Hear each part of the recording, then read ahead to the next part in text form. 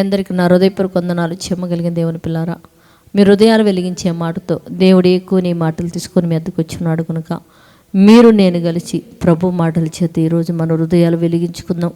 దేవుడు మన హృదయాలు ఆయన మాటల చేత వెలిగించబోతున్నాడు కనుక దేవుని పిల్లారా, ఈ రోజంతా ఆయన మాటల చేత మన హృదయం వెలిగించుకొని మనం చాలా సంతోషంగా ఆనందంగా ఆయన మాటల చేత బతికేద్దాం. దేవుని పిల్లారా, రాత్రికాలం నుంచి మిమ్మల్ని మీ కుటుంబాలని మమ్మల్ని సంఘానికి జ్ఞాపకం చేసుకొని ఊపిరిని ఆరోగ్యం ఇచ్చిన దేవునికి శిరస్సు వంచి వందనాలు తెలియచేసుకుంటూ ఈరోజు ఆయన మాటల చేత మన హృదయాలు వెలిగించుకుందాం. చూడగలిగితే దేవుని పిల్లారా, యెషయా గ్రంథం 34:16 రాయబడిన మాట, యెహోవా గ్రంథమును పరిశీలించి చదువుకునండి అని రాయబడింది. దేవుని పిల్లారా, అంటే దేవుడి గ్రంథం అంట చక్కగా మీరు పరిశోధన చేసి మరి చదువుకోండి.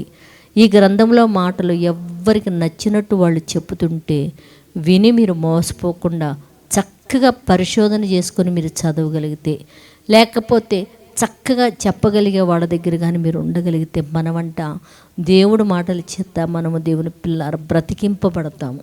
మన ఆత్మ బ్రతికిద్ది. దేవుని మాటలు చేత మనకు ఆరోగ్యం వచ్చింది. దేవుని మాటలు వినటం వలన పరసంబంధమైన ధనవంతులుగా మనం మారిపోతాం దేవుని పిల్లలు. కనుక దేవుడు ఈరోజు మనతో ఏ మాట చేత మన హృదయాలు వెలిగించాలనుకుంటున్నాడంటే, నా గ్రంథం మీరేం చేయాలంటే పరిశీలించి చదువుకునండి అని రాయబడింది దేవుని పిల్లలు. కనుక ప్రతి ఒక్కరు కూడా దేవుడి గ్రంథాన్ని చక్కగా పరిశీలించి చదువుకునే వారిగా మారిపోవునట్లు ప్రార్థన చేద్దాం. పరిశుద్ధుడా, చెమ్మగలిగిన మా పరలోకపు తండ్రి, నాయన నీ కృప కలిగిన నామానికి వందనాలు. అవునయ్యా, నీ జీవ గ్రంథంలో నా తండ్రి ఎంతమంది ఎంత లోతుగా తవ్వగలిగితే తండ్రి అంత ఆనెముచ్చాలంటే ధనం మాకు దొరికిద్దని చెప్తున్నావు తండ్రి.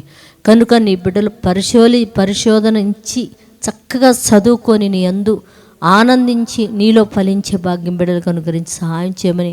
అయ్యా, ఎంతమంది అయితే కుటుంబంలో బాకీలు చేత ఇబ్బందులు పడుతున్నారు తండ్రి, అట్టి బిడ్డలకు నా తండ్రి ఆ బాకీలు అతి త్వరలో తీర్చుకొని నెమ్మది పొందినట్లు కృప చూపి సహాయం చేయమని అడుగుతున్నాయినా. నీ పిల్లల ఉద్యోగాల నిమిత్తమునైనా, చదువుల నిమిత్తం, వ్యాపారాల నిమిత్తం, చేతి పని నిమిత్తం బయటికి వెళుతుండగా ఏలేని బిడ్డలు క్షేమంగా తిరిగి సాయంకాలం గృహానికి చేరి తండ్రి కుటుంబాలతో కలిసి నా తండ్రి నీ పాద సన్నిధానంలో మోకరిల్లి ప్రార్థన చేసి తండ్రి నీ వలన ఆశీర్వాదం పొందే బిడ్డలుగా అందరినీ మార్చి మీరు మహిమ పొందమని క్రీస్తు పేరటి ప్రార్థన అడుగుతున్నాం తండ్రి. ఆమెన్. మీ అందరికీ నా హృదయపూర్వక వందనములు, ధన్యవాదాలు.